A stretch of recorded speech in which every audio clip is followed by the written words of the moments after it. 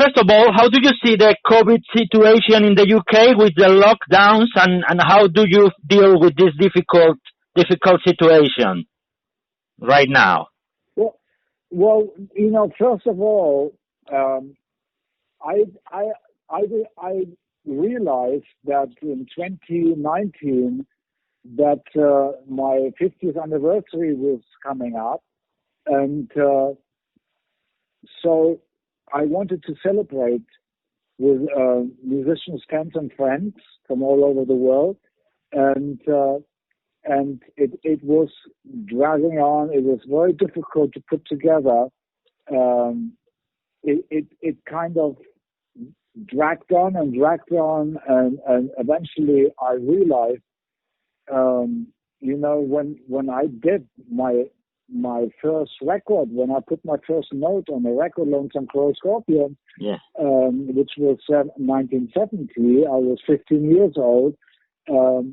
That's for me when the anniversary is, because the release date doesn't matter, because you want to know when it all started, and it started with a recording.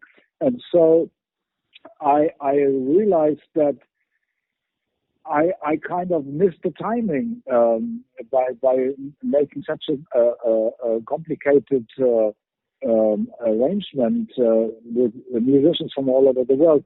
And so I gave up on the idea, and then my agent said, "Yeah, but Michael, your album came out, the Lonesome Crow Scorpions album came out in 72. And so I said, so I got 2 years. Yeah. And so I went like, right, let's just put together a compact band to make it simple and celebrate it that way. And I just came from the 70,000 tons of metal cruise, and spent 4 days in Miami in the early 20s, and went to the UK, carried on writing. I finished all my writing, and as I was, kind of getting ready to go to Germany, I saw on the TV about the virus. Yeah. And I was like, wow, and then I realized, and then I find out that I couldn't even make it to Germany, the usual route that I take by Eurochannel. I go by car and go via France, Belgium, Holland to Germany, to Michael Foss's recording studio, co-producer. Yeah. And we had to find a different route. And so we found one, going on a boat through from Harwich, and sleep on the boat for 8 hours, 7 hours, and then go through Holland, which wasn't a problem at the time, and made it to the recording studio. And I did this trip for 4 times. Wow. Because it wasn't just recording the music, but we also had to do videos and all sorts of different things. So that included me going back and forth 4 times. And so every time I came back, I had to go on 14 days quarantine. Wow. And except for one time, I was lucky, but it ended up to be a total of 42 days. And not in one go, but 14, 14, 14. And it was unbelievable. But being, if I hadn't done that or accepted it, this album would have never happened. And so I'm the leader, and I sacrificed, and I knew it was important, to do this that way. And so when I was in the recording studio and we put down my musical compositions, it was time for Ronnie to start singing. Yeah. And Ronnie said, sorry, I can't, everything is going crazy. I think he lives in Bulgaria, and the borders were locked, and I can't go on 14 days quarantine. I can't afford this. I've got commitments. We said, don't worry about it. we find a solution. We call you back, you know. Then we found a solution, and so I asked my partner Amy, who is a bass player with a very good taste, and she's a music consumer. I haven't been listening to music for 50 years, so I don't know what's out there. Yeah. And so Amy said, I said to her, like, what do you know a singer who can help us out here? And she said, Ralph Shippers. Yeah. And I said, okay, I trust you. I said to Michael first, what about Ralph? He said, fantastic choice. The next day they were recording. I couldn't believe it. And then they even recorded another song. So that was two less for Ronnie. And then it was, and then on top of that, there was a phone call coming from Brian Tichy. Hey, I'm a Michael Schenker fan. I heard about the 50th anniversary. I want to make a contribution to Michael Schenker. I offer 6 drum tracks. I said, what? I mean, he is like one of the best drummers in the world. We played with Ozzy and Whitesnake, etc., etc. Yeah. I said, like, this is unbelievable.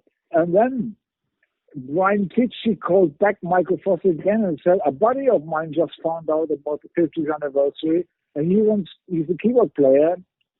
His name is Derek Schoen, and he's a fan, and he wants to make a contribution. I said to Michael Foster, what are we going to do with it? As far as I know, he is a heavy-duty keyboard player, like a top 10 keyboard player. Yeah. I never heard him before, but I knew about his reputation. Yeah. And he said, well, why don't you do a keyboard guitar jam? I said, what? I've never done something like that. And he said, well, maybe it's a good idea to do this, you know, to do something, especially for the 50th anniversary, to do something new, fresh, you know. And I said, I even said to him, you mean like Richie Blackmore and John Lord? He said, yeah, something like that. You know, wow. And I said, you know what? I actually got excited. I thought, man, I've never done something like that before. Maybe it's a great idea. And so we ended up with Ralph and Brian Tichy and Derek Schoen on a song called Drill to Kill, which was mind-blowing. When I heard the result, I never knew there was a vocal like Ralph existed, you know, and with Brian Tichy playing the drums and Derek doing the keyboard jam with the guitar, I went like, man, what is going on here? This is unbelievable. Yeah. You know, what is going on? And then we called Ronnie again. Are you ready now? Oh, no, I'm sorry. I can't go on 14 days quarantine. Everything is blocked and locked. And okay, don't worry, Ronnie. We call you back when it's time. We find a solution. And so I said to Michael Foss, what now? I mean, have you got any ideas? He said, like, well, Jolene Turner, what do you think? I said, Jolene Turner? He's one of my favorite singers. Yeah. I mean, I'm a fan of his, and he's actually a fan too. And the next day, they were recording. I couldn't believe it. And then he even sang another song. That was 4 songs less for Ronnie. And I mean, I couldn't believe how things were sprinkling in, coming in. Something that I wanted to do, that I was trying to plan in 2019, that I couldn't get together. But all of a sudden, everything happened by itself. Yeah. I mean, phone calls were coming in from all over. And then on top of it, I came back from the hotel one morning, and Michael Foss said to me, like, Michael, listen to what I did. He always writes a B plan for vocalists, you know, like lyrics and melodies, just in case they get stuck. And he can help. And he played me, he said, like, this is what I did last night to this power ballad he wrote. And I actually have never, as far as I can remember, written a power ballad. Yeah. And I don't know where it came from, but it just was part of the musical compositions that I had put down on backing track. And he said, listen to this, Michael. This is what I did, on vocals. And I said to Michael Fossman, that is so beautiful. Only you can sing this song. It was so heartfelt and so well sung. And I think it was a personal message. And I said, you have to sing this song. Yeah. And then there was another song, which was an unusual song, The Queen of Thorns and Roses.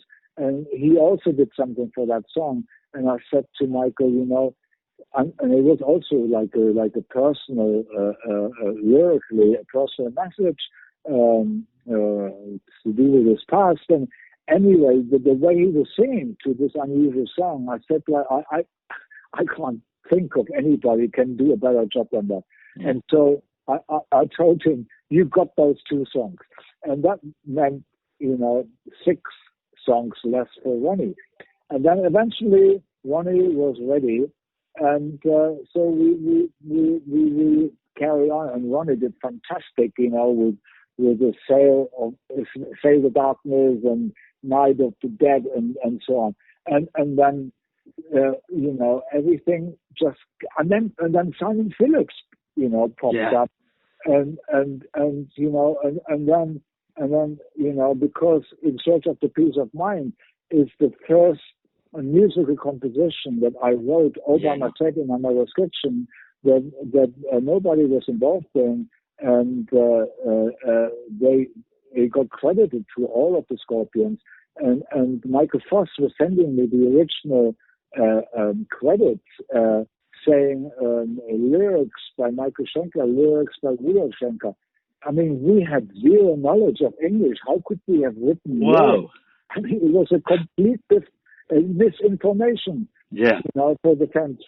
And so it should have said music written by Michael Schenker and lyrics by whoever did. And it was the very first. It was actually quite a complex for a 15-year-old. Yeah. Composition that Rudolph can't even play because it involves double picking, fast double picking, etc.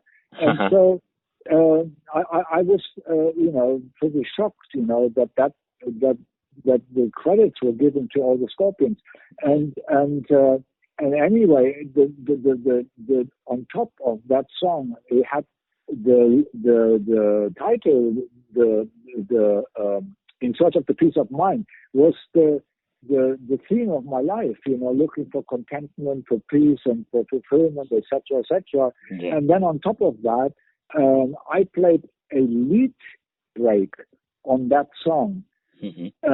As a 15-year-old, that was so perfect I would never change a note, like Stairway to Heaven or Theme of the Imaginary Western by Leslie West Mountain.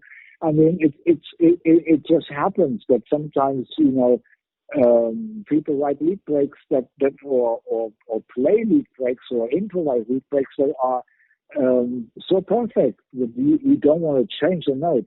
And you can hear on Lonesome Crow, Scorpions album, the very, very first album I ever did, my very first recording, that I sound like an amateur,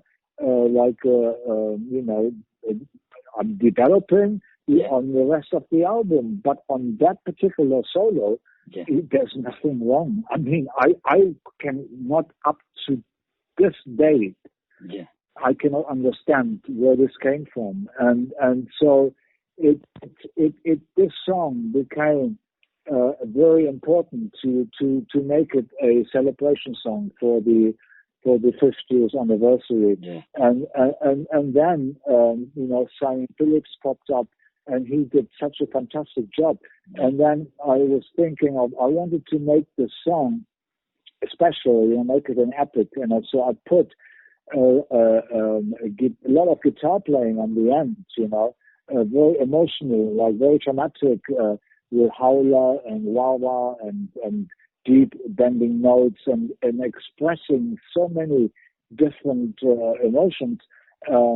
It sounds like, when I listened back to it, when it was done, it sounded like an inner conversation, like making choices, should I go this way, that way, or So, whatever, we make choices when we have our own inner conversations. And this solo sounds to me like an inner conversation that describes my 50 years period with all the ups and downs and dramas and crises and beautiful times and et cetera, expressed on lead guitar.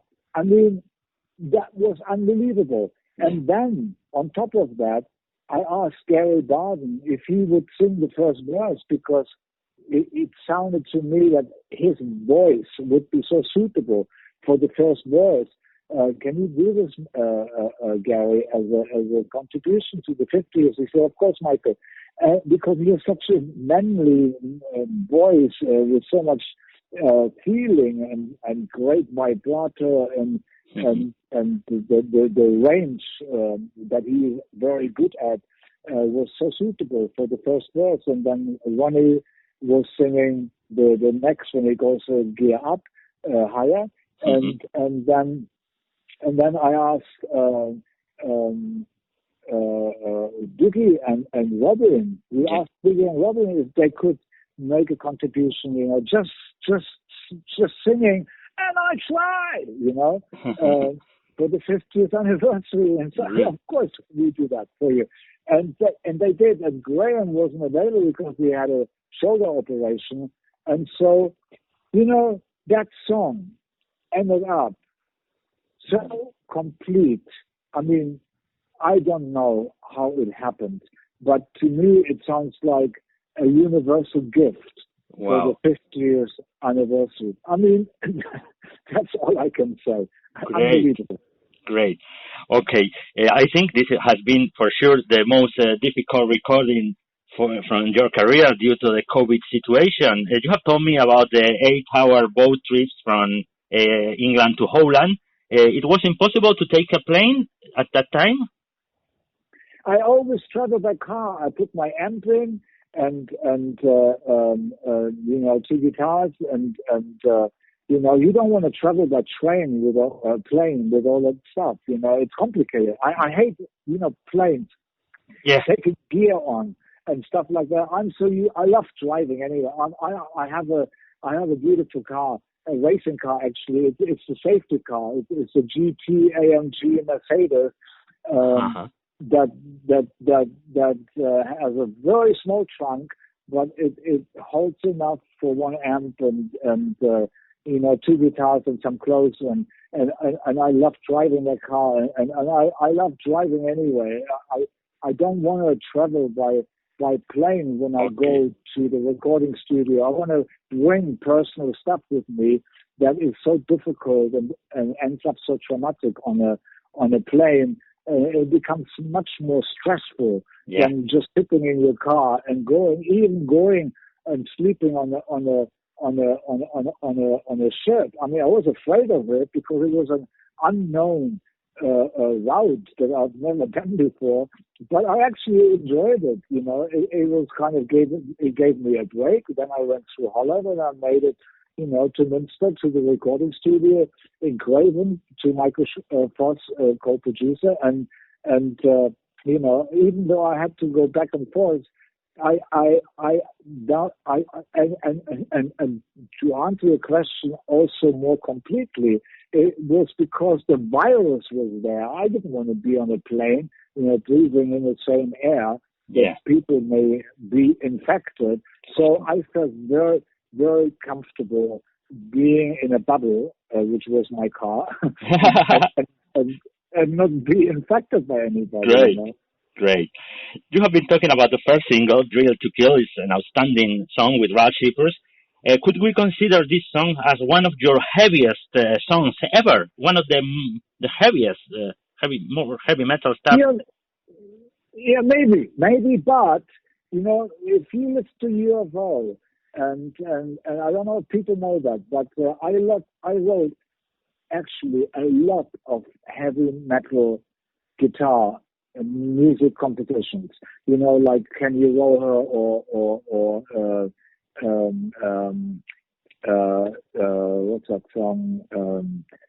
anyway, and of course, I mean, there is so much material on the development of UFO period, from phenomenon to foresight, to no heavy pattern, lights out, obsession, and then strangers in the night.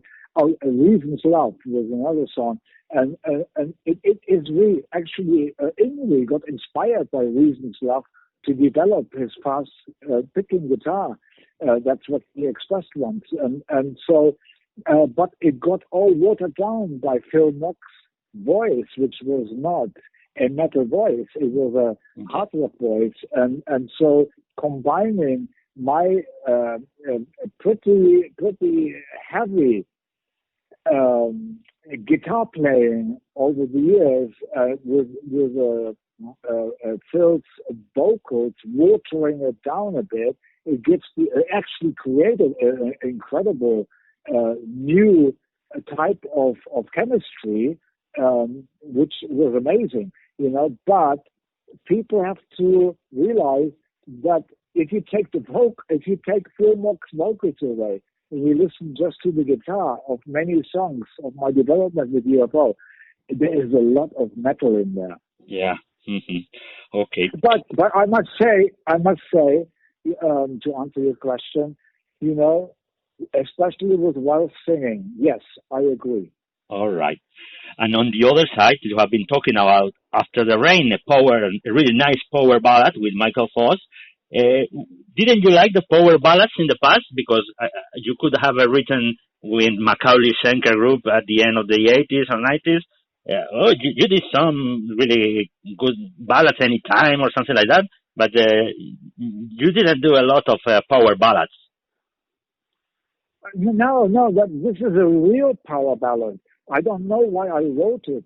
I came out of nowhere.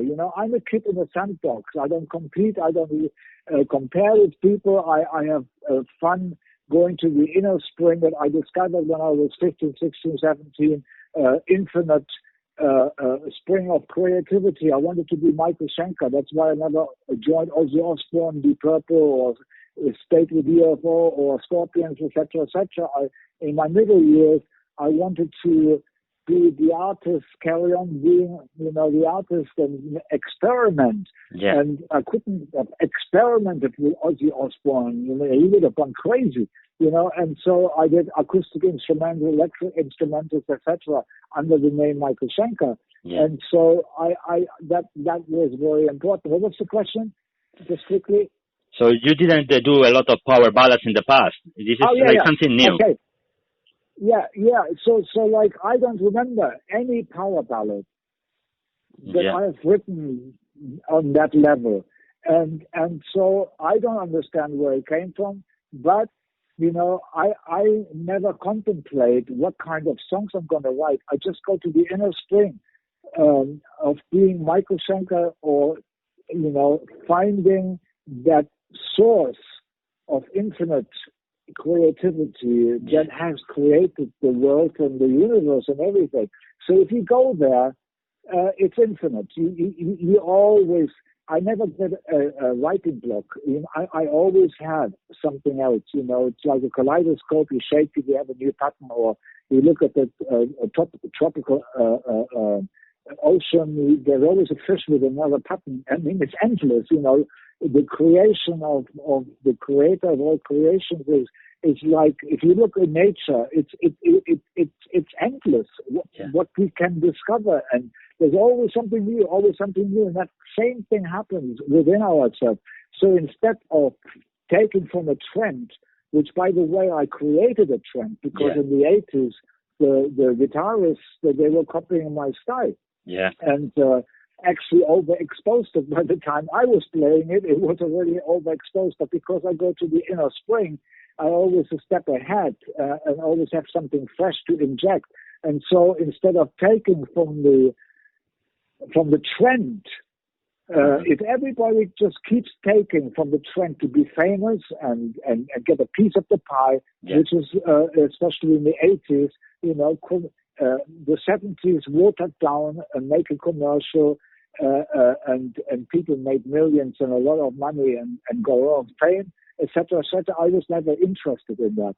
And so, but I became a trend maker and injected always a little bit of freshness into the trend, because if people like me wouldn't have done that, the traditional 80s or whatever would have died a long time ago, like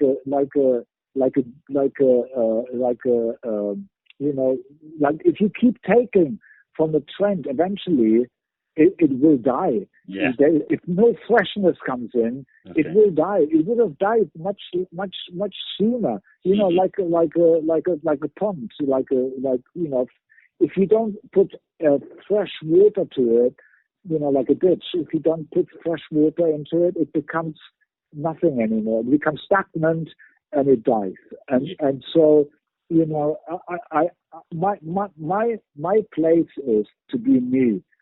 And that's where I feel happy and comfortable. Yeah. Okay. You have told one of the most important track in this album is the new rendition of "In Search of the Peace of Mind" from Scorpions, Lonesome Crow. Did you think in contacting Klaus Meine from Scorpions in order to be part of this new version? Well, at some point, I kind of, even before, like before 2019, I thought maybe because, Klaus and we started Copernicus before we joined the Scorpions, and I thought maybe it would. I always toyed with the idea of doing something with Klaus, but over the years, Rudolf has become, my brother Rudolf has become, or actually, he is just simply a bully. I'm 50, he's 7 years older. By me not giving me the musical credit for In Search of the Peace of Mind, and then also cheating me with a Love Drive album, which I was helping them to open the doors for America for them. I in 2015, when they approached me for the Scorpions box, and I found out so many lies, I got very disappointed with Rudolf. I always supported Rudolf and said, more power to him. I was so happy that he was so successful. And I was happy that I was very successful in fulfilling myself as an artist. So we all got what we wanted. But I now looking back, I realize, I love Rudolf as my brother, as a brother, but social distance is needed. So I don't get tricked into any further inconvenient situation. It's just like Rudolf is a bully, and I don't connect with bullies. It creates turbulence, and it's just it's inconvenient to open. I don't want to open another can of worms.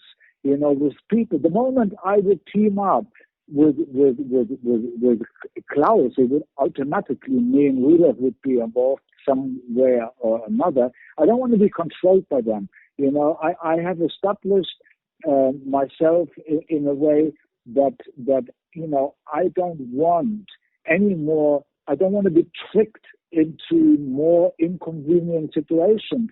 It will. The moment I connect with Rudolf, we have to understand, it will carry on just the way it did when I was 15. And it will never stop, He's a trickster. And so Klaus and Rudolf, of course, they are very, very close together. There is no point, I actually, in the end, I went I cannot do anything with Filmrock anymore, or with Klaus Meine, because it just opens another can of worms. I don't want to be controlled by control freaks that are chasing fame, just for the sake of fame, losing respect for their fans, etc., etc., making a last album and then another last album, another last album, another last album. It never stops. These people have lost sensitivity and respect for their fans. And so I don't want to be involved. I'm not like that. I'm true to myself, and I enjoy, being pure, as an artist. And, Rudolph and I, we have been separated for 50 years, I mean, we have never actually spent any time together except for the 2 years in the Lonesome Crow period, but that's it. And so we're used to that anyway, but it's just like I have, an open space and a hope for Rudolph to find his way back to understanding what true life is about, rather than chasing something that gives you something that in the end is not going to make you happy, which is, fame and money, etc., etc. It rarely makes anybody happy. I mean, You must know. I mean, sometimes it kills people. Too much fame, it kills people. They just die, and so I don't want to be involved in that world. And I know by connecting to Phil and to Klaus, Rudolph, it will just be more of the same. They're always chasing the same thing. They're addicted to it, and they, when you're addicted, you don't know how to stop. Yeah.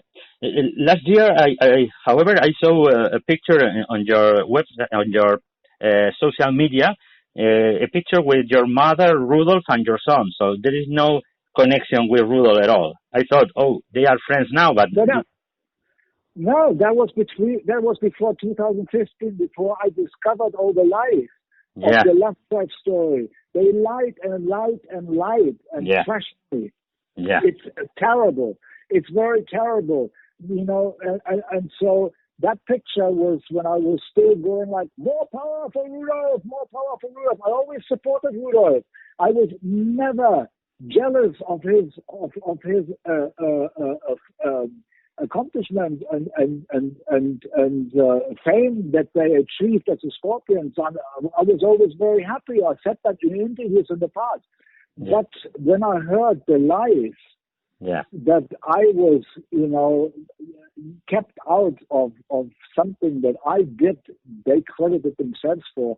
I actually told the Love Drive story, which is completely untrue.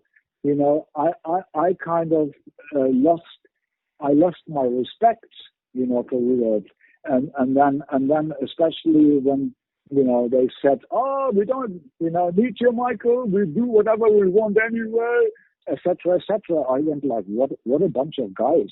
I don't want to be connected, Yeah. And so that picture that you see, that was done when my two children, I introduced them to my brother's house, and there was my mom was living in Rudolph's village at the time because she was getting very old, and so I was going to Germany once a week to see my mother, not to see my brother, to see my mother, and when I did see my mother, I did up to a certain point. I went to see my brother as well, of course.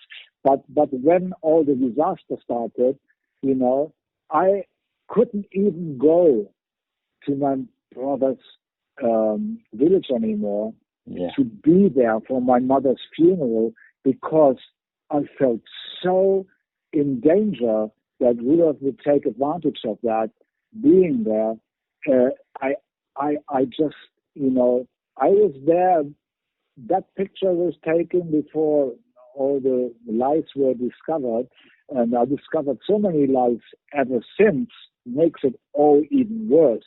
And but I introduced my two children to to Rudolph's home, and actually the reason for the visit was to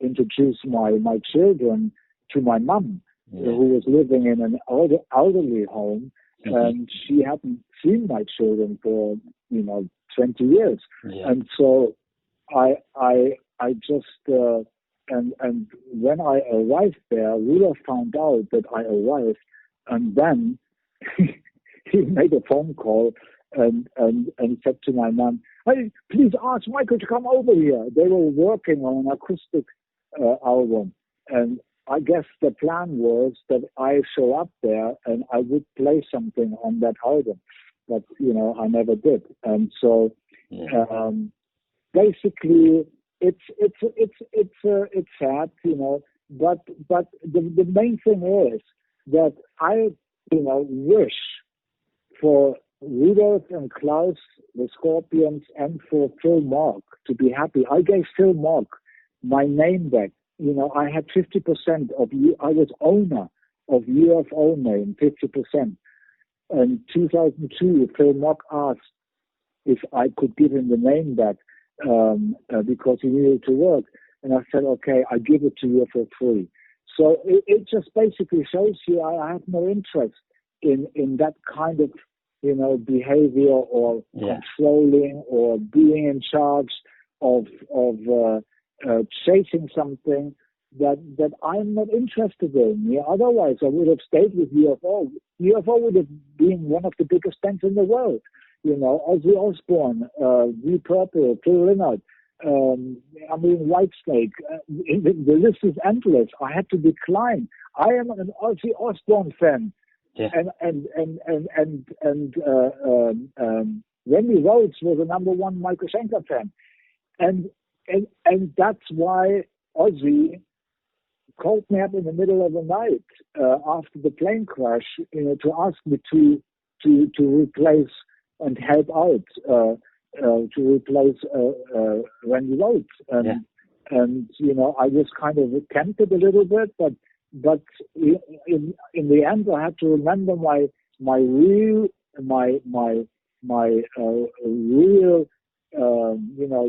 the reason why I left UFO and left and I only said yes to the Scorpions to help them out with the recording, not to join them as a band member. And so I had a very hard time with those bands, to disconnect because they were relying on me so much. Yeah. And it all ended up in anger. They started to hate me, and so did the music business, because I was more interested in doing experimental music rather than being the Michael Schenker talent that could sell, lots of albums for promoters and so on. And I was never interested into that. Yeah. We come back to the Immortal album. Why did you decide to contact Ronnie Romero? Why was your first choice to be the main singer, Ronnie Romero? Well, because like I said before, in '79 I almost gave up, during the 50th anniversary with musicians, fans and friends. And then I thought I lost the timing for a release that it's appropriate. And then my agent told me, but the album was released 72, so I'd hope again. And then I wanted to put together a compact band. And I heard Ronnie, he was on a Revolution album, Michael Schenker passed, and singing We Are the Boys. And I love his voice. And I also realized that he, Richard Blackmore, he actually chose him for a reason. And the reason was that actually Richie has a very good taste in finding singers, by the way. Yeah. And everybody who leaves Richie joins Michael Schenker. and the thing was that I understood. A light went up. I understood why he was looking for someone like Ronnie Romero, because he can sing like anybody. And he had, Richie had to find a singer who can sing like Graham Bonnet and all the hits, Jolene Turner and Ronnie James Dio, etc. And so and because Richie and I have so many parallels throughout our whole life. Mm-hmm. He left Deep Purple and Deep Purple ended up with a guitar player from the same management that ended up with, when I left UFO, with the not straight away, but later, that was with the same management. And so then then I did acoustic, and then Richie did acoustic. Got married to a new woman, and did acoustic music, and we had so many lineups. He had Rainbow, I had MSC. There's so many parallels. That is unbelievable. The first production was Roger Glover. I mean, I was number one choice to join Deep Purple in '93. Yeah. And it's just amazing, And so for me, it's like I understood that actually Ronnie Romero is he probably has his own voice, but he is very, very, very capable of being interpreted. I mean, what do you call it? Like being a singer who can sing like anybody. Yeah. And so because of my parallel with Richie, I went like, wait a minute. Yeah.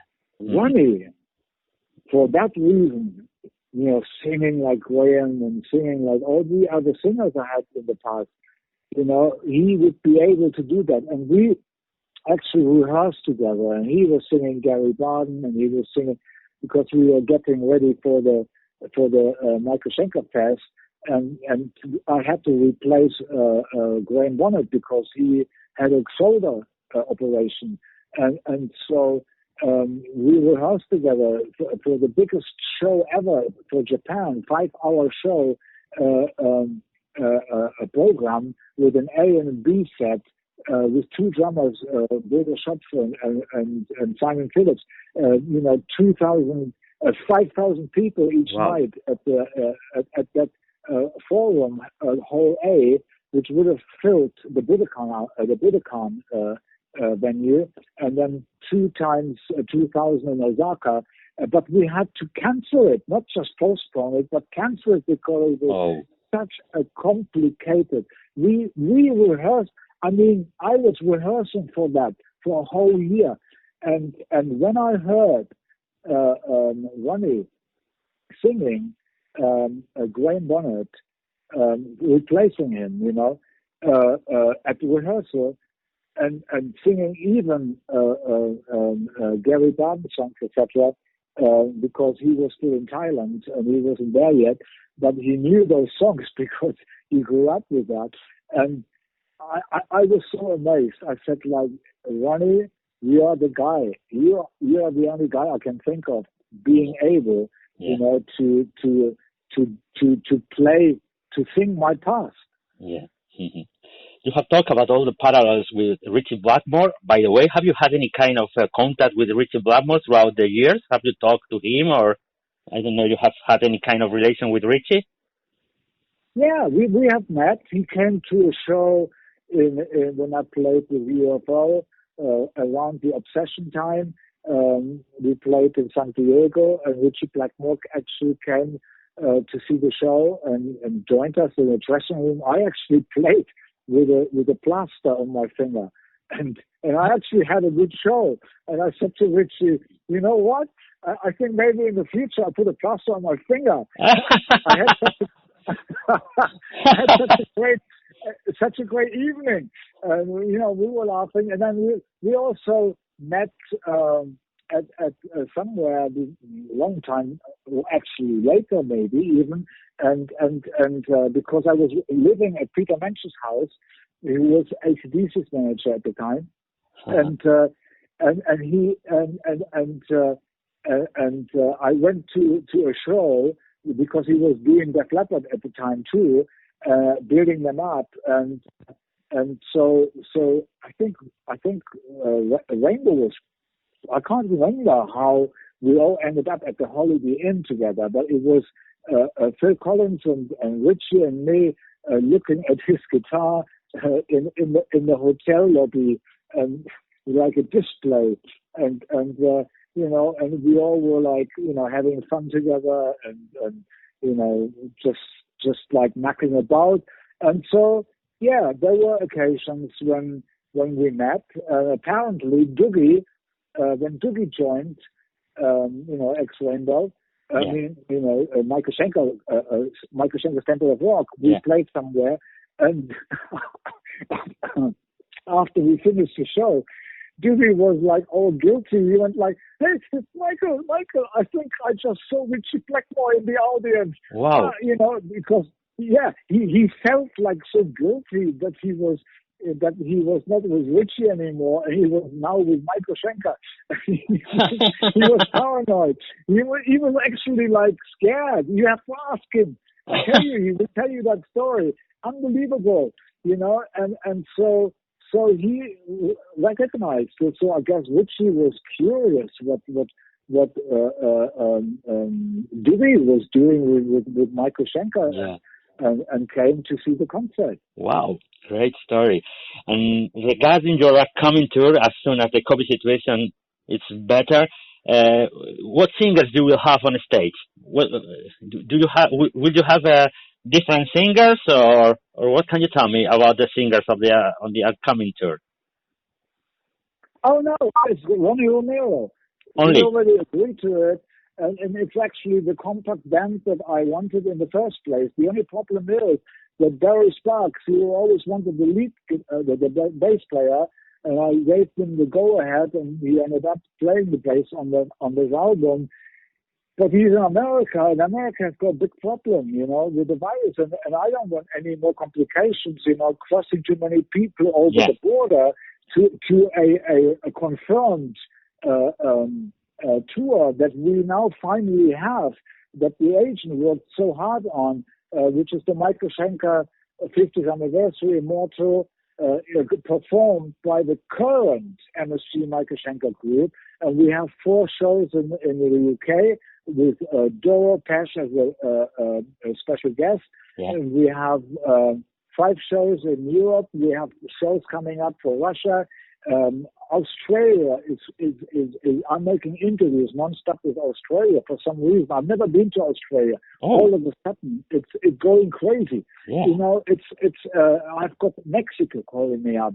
Wow. I mean, I'm doing interviews with people with countries that I can't believe it, and so I am imagining that, knock on wood, that as we move forward, especially with the vaccine and so on, that things will, get easier and easier again for everybody, for all the fans and all the musicians to go back and do what they enjoy most and be on stage again. And so we have a tour in October 21. Yeah. And I guess it's going to be probably the biggest tour I've ever done in my life. The funny thing is, the older I get, the more I have to do. When I was young, I never had to do a 5-hour program, but I ended up at the age of 63 doing 3-hour shows. Wow. Unbelievable. Unbelievable, yeah, amazing. You have told me about the parallels with Richie Blackmore, and now with Ronnie Romero and Jolene Turner in MSG. You had to work with 4 out of 5 rainbow singers: Romero, Jolene Turner, Dewey White, and Graham Bonnet. If Ronnie James Dio would be alive, I can imagine you would have called him to Ronnie James Dio to be part of the new album for sure. I had what? If Ronnie James Dio would be alive, you would have liked to work with him, I can imagine. My favorite singer. Yeah. Absolutely. I mean, I met him and because when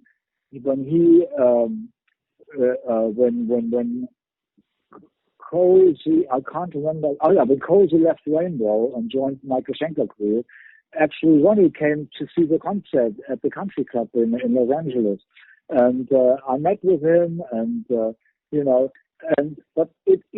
Ronnie is Ronnie, and like David Coverdale, he wants to be his own man, but ironically, he always had guitarists that were Michael Schenker fans. It's really weird. Wow. Oh, and another thing. Wait a minute. Another thing is, and the other funny thing is that I actually had 4 drummers from Jeff Beck, who was my favorite guitarist one of my favorite, actually, he didn't play my favorite lead breaks, but he's my favorite guitarist. And I had actually 4 drummers. Wow. Carmine Appice, Simon Phillips, Cozy Powell, and who's the other one? Anyway, I had 4 drummers from Jeff Beck, and I had 2 bass players from Jeff Beck, which was Mo Foster and what's his name? Bogart. Yeah. From the and on the Summit album,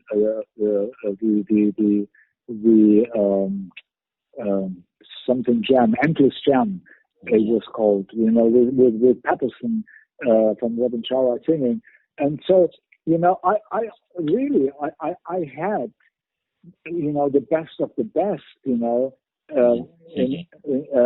from my generation before that I idolized, but I actually ended up with all of those musicians, which is unbelievable. If I look back, it's incredible that even the beginning of Michael Schenker group, the Rush wanted to help me with the first solo album.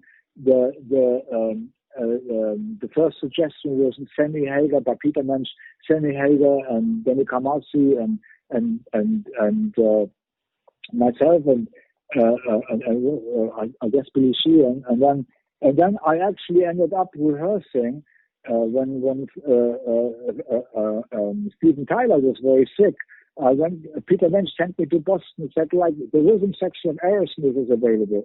Wow. And I said, okay. I went to Boston. We rehearsed together, and then the guy came in who looked like the other guitarist from Aerosmith. It was a very big rehearsal room. He came into the door. He saw us playing. He ran back to the door, and he must have run to the hospital to Steven Tyler, telling him, Stephen, you must get well. Michael Schenker is stealing our rhythm section. Wow. Amazing story. And then Stephen got better, and then they carried on.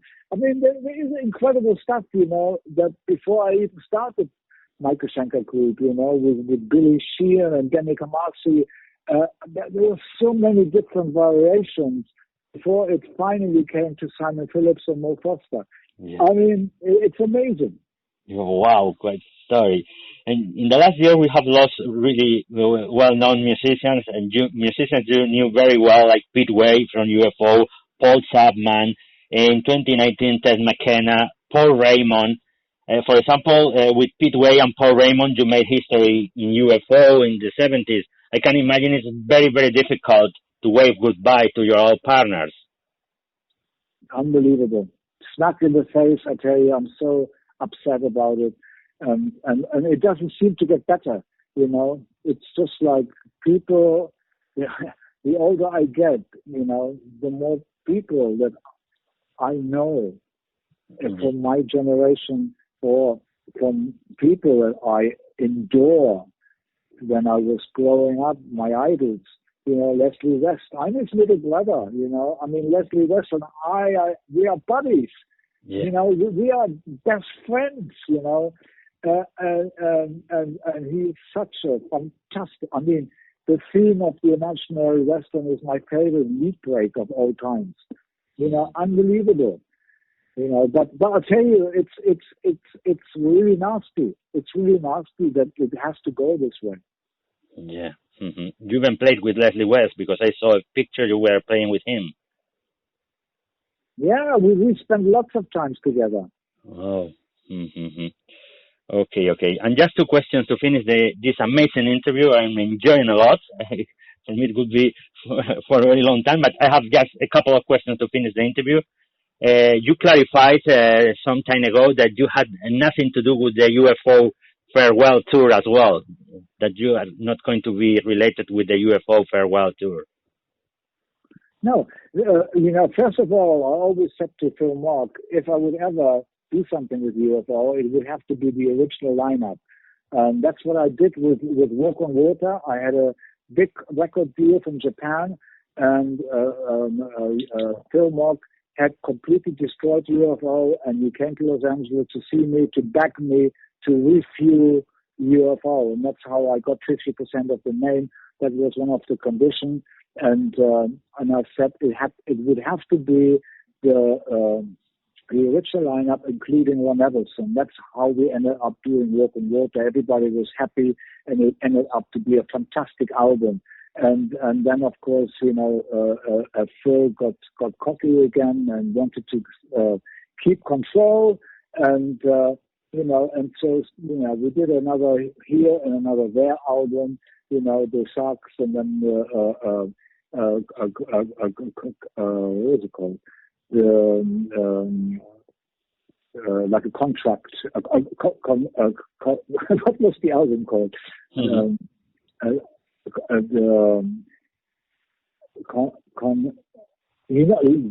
I even lost the name of the album title now. What is it called when you make a contract?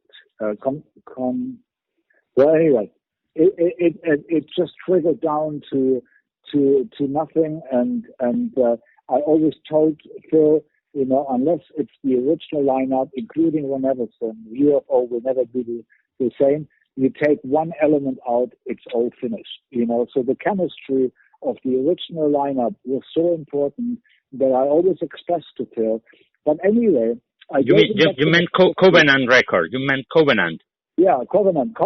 Yeah. And I gave him back the name because he asked me in 2002 that he needed to earn money and he needed to continue with UFO. And I said, okay, you can have it for free. So I gave him the name back for free. I mean, who would do that? But the thing is that like I said before, I do not want to open a new can of worms. Yeah.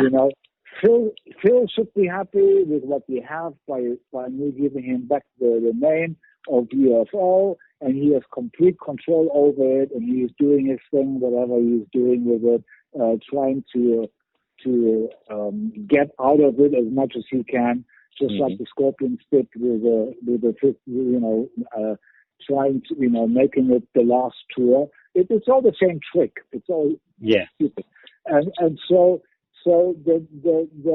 I don't want to be connected, and so, Phil should be happy, the Scorpions should be happy having the Scorpions, Phil should be happy having UFO, I'm happy having myself, and let's not open a new can of worms, to go back to inconvenience and people wanting to take control and be taking credit for everything that great that happens and stuff like that. I'm not interested in that. I just want to be me and be responsible for what I do. Yeah, I do agree totally. You have to control your destiny, like one of your songs, the song Destiny from Save Yourself album. You have to control your destiny. That's great. Yeah. Okay, and the last one, 50 years of an amazing career. Do you have any special highlights in half a century? Any special highlights? I don't know, playing in Japan or something like that?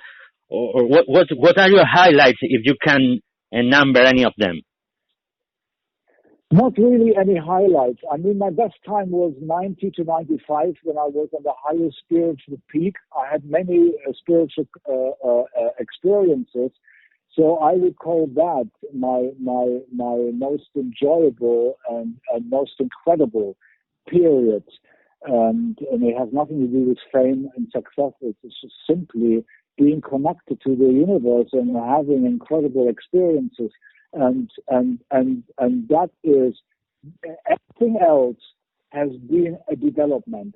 It's a journey of moving forward on a daily basis, moving forward, step by step, and always, doing what I felt like, maybe I should do this now and do this now. That's how I ended up with the middle years of doing experimental music and I always just moved on, and I'm still developing because I keep fishing from the inner infinite spring, that always, play and discover.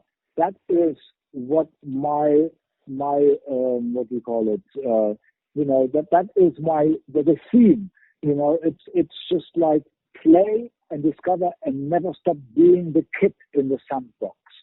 Always enjoy recreational creativity, and don't compete and don't run after anything that blinds you, that promise you, and sell out and promise you,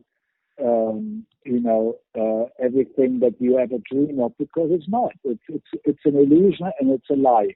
The only way you can be fulfilled is to be yourself and to